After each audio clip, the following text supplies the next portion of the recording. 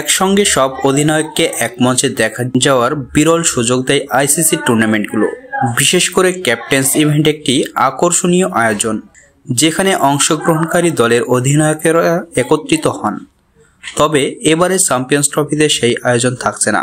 পাকিস্তানের সংবাদ মাধ্যম ও ক্রিকেট ভিত্তিক ওয়েবসাইট ক্রিকবাজের প্রতিবেদনে বলা হয়েছে, পাকিস্তান ক্রিকেট বোর্ড এবং আইসিসি চাইলেও এই অনুষ্ঠান করতে পারছেন না, কারণ কয়েকটি বড় দলের অধিনায়ক নির্ধারিত সময়ে পাকিস্তানে আসতে পারছে না।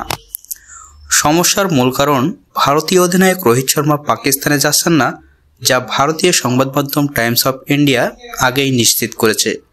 ইংল্যান্ড ও অস্ট্রেলিয়া দলও নির্ধারিত সময়ের আগে পাকিস্তানে পৌঁছাতে পারবে না। ইংল্যান্ডের ভারত সফর শেষ হবে 12 ফেব্রুয়ারি। এরপর তারা এক সপ্তাহের বিশ্রাম নেবে। অস্ট্রেলিয়া শ্রীলঙ্কা সফর শেষ হবে 14 ফেব্রুয়ারি। তারাও 4 দিন বিশ্রামে থাকবে।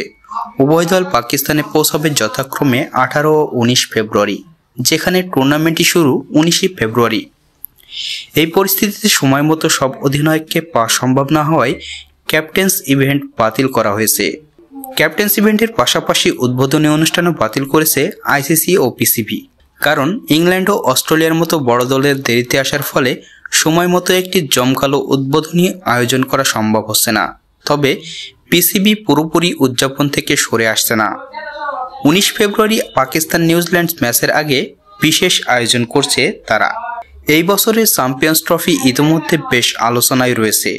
পাকিস্তান স্বাগতিক হওয়ায় অনেক দলের জন্য সফর ও নিরাপত্তা নিয়ে প্রশ্ন উঠেছে। অধিনায়কদের অনুষ্ঠান এবং উদ্বোধনী আয়োজন বাতিল হওয়ায় টুর্নামেন্টের শুরুতে কিছুটা আকর্ষণ কমে যেতে পারে। তবে মূল প্রতিযোগিতায় উত্তেজনা ধরে রাখার চেষ্টা করবে আয়োজকেরা।